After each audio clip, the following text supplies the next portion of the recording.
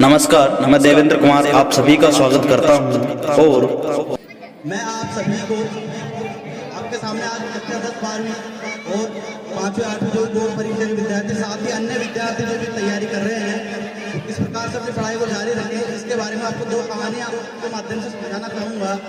यदि उसमें कोई गलती हो तो मुझे क्षमा करें। आप सभी ने अभी तक कछुए और खरगोश वाली कहानी सुन रखी है। दूसरी कहानी एक लकड़हारे पिता की है जो अपने 4 बेटों को समझाना चाहता है, उसकी है। लकड़ियों के गट्ठे वाले सुन रखी है।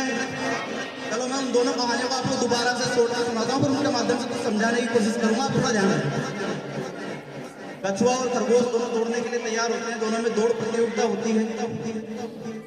जब दोनों में दौड़ प्रतियोगिता होती है, खरगोश सोचता है मैं तो तेज दौड़ता हूँ, भाई इसको कछुए को दौड़ दे दो, ये बहुत दूर चला जाएगा तो भी मैं तेज दौड़ के इससे आगे निकल जाऊंगा। लेकिन खरगोश दौड़ता है, थोड़ी देर तेज चलता है, थक जाता है, सो जाता है। और कछुआ बेचारा धीरे धीरे धीरे धीरे चलता है। लेकिन वो एक काम करता है, वो लगातार चलता है। कैसे चलता है? लगातार चलता है। जब वह लगातार चलता है तो खरगोश को बीच में नींद आई रहती है और मंजिल पे कौन पहुंच जाता है? कछुआ। इससे हम इस कहानी से जो हमें शिक्षा मिलती है उसको पढ़ाई के रूप में कैसे लागू कर सकते हैं। हमारी आदतें क्या हैं?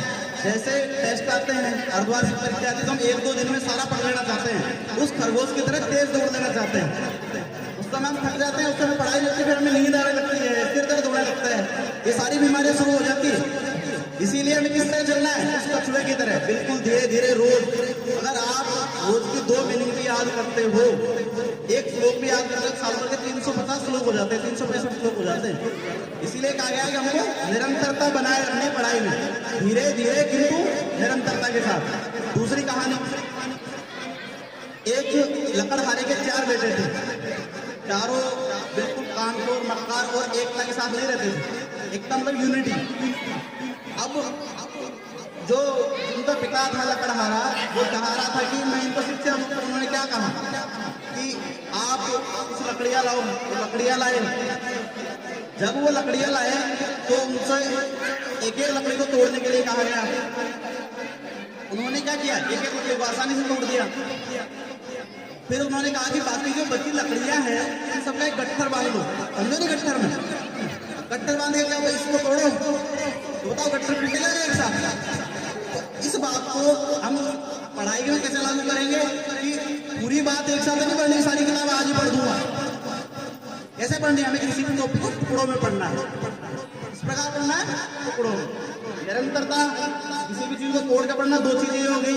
और सबसे बड़ी बात, आलस्यम ही मनुष्याणाम शरीरस्थो महान रिपुः नास्ति उद्यम समो बंधु कृत्वायं नावसीदिति। अर्थात इस दुनिया में आलस्य ही मनुष्य का सबसे बड़ा शत्रु है और उद्यम अर्थात परिश्रम सबसे बड़ा बंधु है। इसको करने से सारे कार्य सफल हो जाते हैं।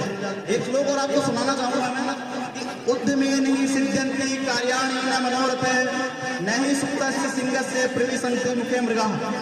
अर्थात उद्यमेन ही सिद्ध्यन्ति, हमारे परिश्रम करने से हमारे कार्य सिद्ध होते हैं, न कि मनोरथ से। अर्थात हम मन में सोच ले काल तुम एक पाठ याद हो जाएगा, हो जाओ